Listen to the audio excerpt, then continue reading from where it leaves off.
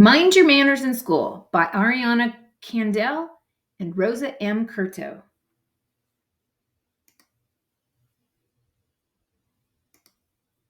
Back to school. John is going to a new school, but he doesn't want to go. He tells his mother that he doesn't know his classmates, his teacher, or his new classroom.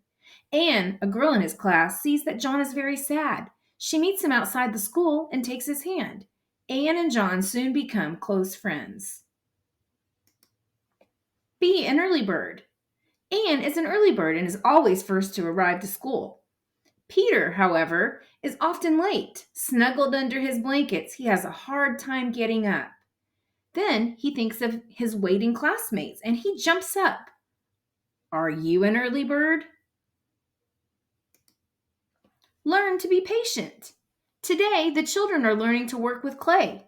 Peter is making some awesome animals that never break. Laura is not as patient as Peter. She looks upset and she just can't get started. Peter sees this and offers to help her. Now she's happy with the clay figure she's making.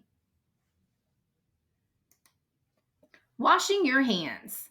Playing on the playground is so much fun. The children play ball, jump rope, and play with sand. When they go back to the classroom, all the kids must wash their hands.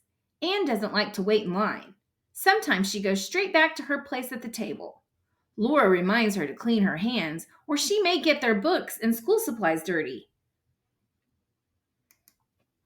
Learning to share. The toys at school are for everyone, and classmates should share them.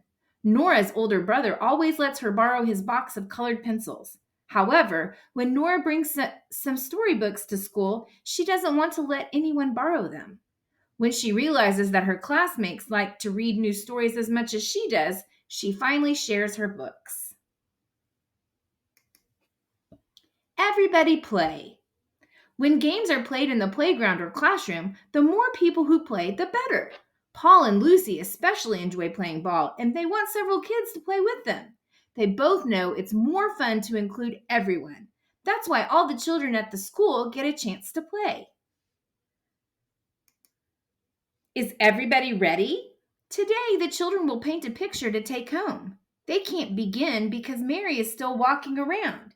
Everyone must be seated and ready before they can start. Martin has to call her to sit next to him. Then, at last, she rushes to her seat. Quiet, quiet, quiet. It has been several days since school started, and John is feeling better about school every day. He has so many friends and so many things to talk about. He talks even when he should listen to the teacher or work quietly. This bothers his classmates who want to hear what the teacher has to say. They often have to ask John to be quiet and pay attention. That's not funny. It isn't easy to say who likes to kid around the most in class, but David and Rachel surely like to tease their classmates. They often make jokes that are not always funny. Sometimes their jokes are cruel, and they are the only ones who laugh. Jokes are only funny when everyone can enjoy them. Pick up and clean up. We all know that after playing and working, it's time to pick up and clean up. Pick up toys and waste paper after cutting. Clean your brushes after using paints and put away your supplies. We all know this, but don't always do it. In John's class, they had a good idea. Every day, one classmate makes sure everyone helps to keep the classroom clean. Today, it's Adrian's turn. Helping each other. How high can you count? Did you know that even if we wanted to, we could never finish counting? Numbers are infinite. That means they continue forever. Paul and Nora have a great time playing with numbers.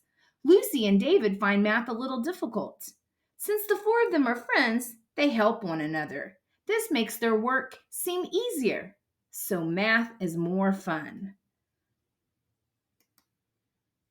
Let's talk about it. Do you think that kids who hit other kids are stronger and braver? Peter doesn't. He explains to Laura that these kids haven't learned to solve their problems by talking.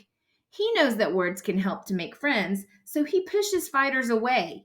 If you have fights often, try to find solutions by talking, like Peter does. You're lucky. John, Anne, Peter, Nora, Paul, Lucy, Mary, Martin, David, Rachel, and Adrian are about to finish school. They have learned to live together with their group.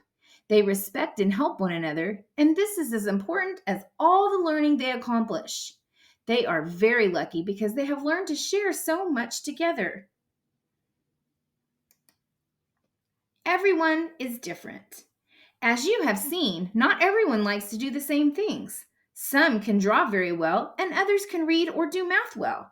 We can help one another by sharing our talents. No two people are exactly alike, and that's why we can always learn something from someone else. The next few pages have activities and a parent guide if you'd like to pause and read.